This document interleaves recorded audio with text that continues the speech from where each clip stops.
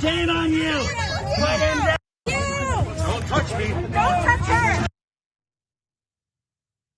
You just watched congressional candidate Kat Abugazale get thrown to the ground by an ICE agent while she was protesting last week. According to the New Republic, where Abugazale, who is running for the House on the Democratic primary in Illinois' 9th district, she's also a contributor there. Abugazale was among a crowd demonstrating outside the Broadview ICE facility, which is being used in a controversial immigration enforcement operation underway in Illinois. Ostensibly a processing facility intended to hold detainees for no more than 12 hours at a time, the center has reportedly held detainees for days or even weeks, Abugazale said in a recent YouTube video. Abugazale explained she's been present at protests at the facility for the last 3 weeks, and they've all been peaceful until last week. Last week, when we went, ICE assaulted a lot of us. We went early because they changed their deportation time to around 6 a.m. ICE threw me to the ground then and assaulted other protesters as well. That was the same day as the Franklin Park murder, and someone else was shot with pepper balls. And then today, my friend and I woke up at 3 a.m. and went to the facility. We got there and were sitting on public property. ICE agents told us to essentially go away. Around 6 a.m., they started bringing out a van and we were in the way. So an ICE agent once again picked me up and threw me to the ground. They love throwing me. The video that people saw was after that, but during the first altercation, they took one of the protesters inside the facility. That's the first time that has ever happened. The second altercation was when a car came out of the facility. I went to go aid another protester, once again on public property. This is all on streets of the town of Broadview. That is when that video happened, when the officer picked me up and threw me on the ground.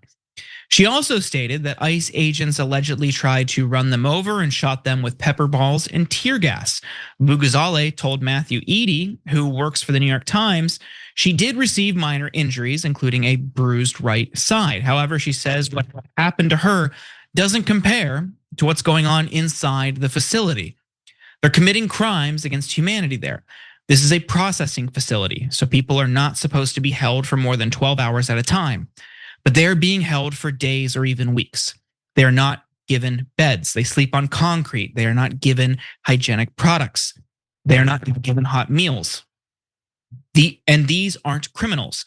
They are literally pregnant women and grandmas in there. This shouldn't be happening to anyone.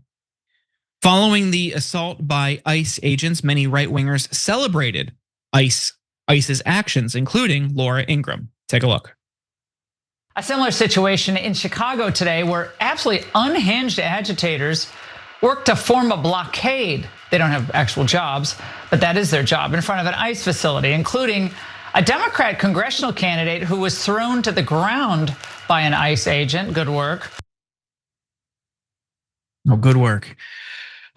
Many slammed Ingraham's comments, calling for her firing over the remark, but many other right-wingers are echoing Ingram's sentiment, saying Abugazale had it coming and are actively calling for her arrest. You can see here, Libs of TikTok wrote, mask-wearing Illinois congressional candidate Kat Abugazale just got bodied by ICE after trying to F with them. Immediate F around and find out. Someone else wrote, Kat Abugazale admittedly obstructed ICE agents. Hey, AG Pam Bondi, you need to arrest Kat now. Make a legal example out of this criminal. There's another one, obstructing law enforcement, which is what you just posted a video of yourself doing, isn't a First Amendment right. It's a crime. Brett, what do you make of this right-wing cheerleading for these, essentially brown shirts just rounding up immigrants and trying to do something about it? Well, I don't understand why they threw her to the ground. Wasn't his problem with her that she was sitting? Doesn't make sense. Like, she was already on the ground. Why did you just move, like throw her to it? Like, if you really wanted to change the game, you should have left her standing. Like, and I love, like, you saw what she was doing. She was just sitting there. There were people just sitting there, and that is unacceptable. And then you need to pick her up and chuck her. You could have just picked her up and moved her.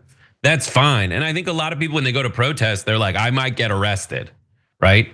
Now it's funny to point out that she's wearing a mask.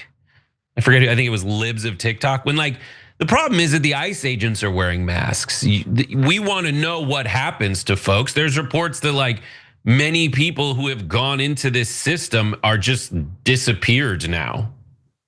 Like, we want to know what happened. Everybody should want to know what happened. Like, I just think it's like they have chosen that in this scenario, it's fine to do this to people. And I understand that we need to round these folks up and get rid of them. Like, otherwise we'd have, like, people building decks. You got to get rid of those folks outside Home Depot, or else there will be decks around homes. There will be people doing, and then also you got to get rid of these people because otherwise produce will be affordable. Like, what we really, these are the problems facing America. And then, like, it's so funny. It's like these protesters don't have jobs. Like, because the immigrants took them, right? They took the jobs of sitting and protesting from the protesters. You should be celebrating that there are no immigrants sitting there, and that Americans get to sit out and protest in this new Trump's America, where we eliminate immigrants. It's all so stupid, and it comes through to my main takeaway these days, which is, guys, you're not that upset. You seem upset, but you're not really that upset. You're miserable, but you're not angry. Like, if you get this mad at immigrants who are picking vegetables, the truth is, like, I've talked to a lot of people who are conservative about this, and they're like, this is insane.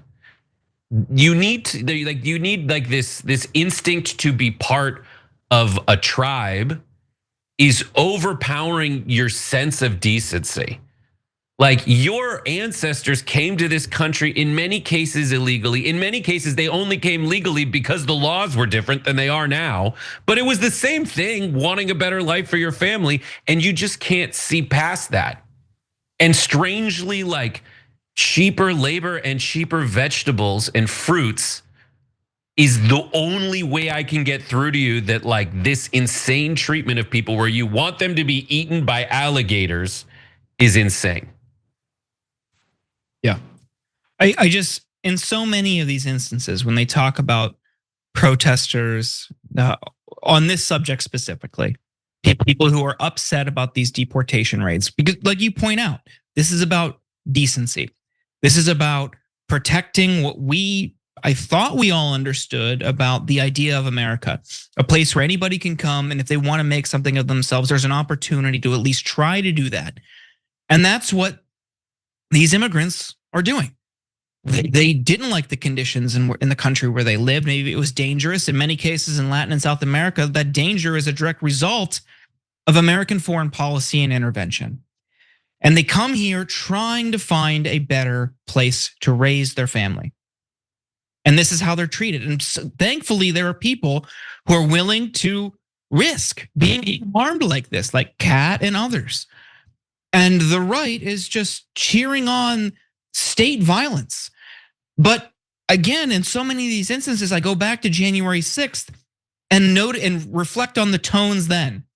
Oh, they're just tourists. They're just going in to take a tour of the Capitol. There wasn't some property destruction. The police officers they assaulted, no, we don't care about that. Get them out. They're political prisoners. They should be pardoned. Now, how is it that a group of an angry, frothing mob that smashed their way into the Capitol building because they didn't like the results of the 2020 election, how is it that they are victims here, but people who are willing to stand up for the most vulnerable, and the violence that is served to them from these agents, these masked agents who are rounding people up and throwing them into vans, something that they wanted you to think the Obama administration was going to do because you were a conservative. Simply because of your political ideas. All of that scaremongering over all of these things that Obama could do. The military occupation of cities that we're seeing now was literally something that conspiracy theorists on the right wanted you to think that the Obama administration would do. And now all of a sudden they love it. And I know we shouldn't expect ideological consistency from these people, but good Lord, man, at least pretend like you believe in something. Brett, any final words? Well, you had questions about like why it's different. I think it's they're white. I think they're white people fighting for white people. Like you asked a question, you asked a rhetorical question, but I think there's like an actual answer for it. But yeah, like, and I admit there's a lot of people on the left who are not who are like, well, this, I can do it and you can't do it. Maybe there will be some awakening where like we acknowledge that like when Katabu's sitting on the ground, that's someone peacefully protesting. She wasn't shouting like hang Mike, like murder the vice president. That's all. What can people do? Maybe it's better to ask that. What is the acceptable form of protest in this country? I think because a dance, like a choreographed dance would work. I'm not sure ICE would be able to arrest you if you're doing a choreographed dance. Yeah, like a 4-part harmony or something. I think they would be at least puzzled and be like, "Oh wait." Yeah. And then they go to arrest you when you're done, but you do another number and it's twice as tight. They're not gonna arrest you for that. Every time you ring the bell below, an angel gets his wings. Totally not true, but it does keep you updated on our live shows.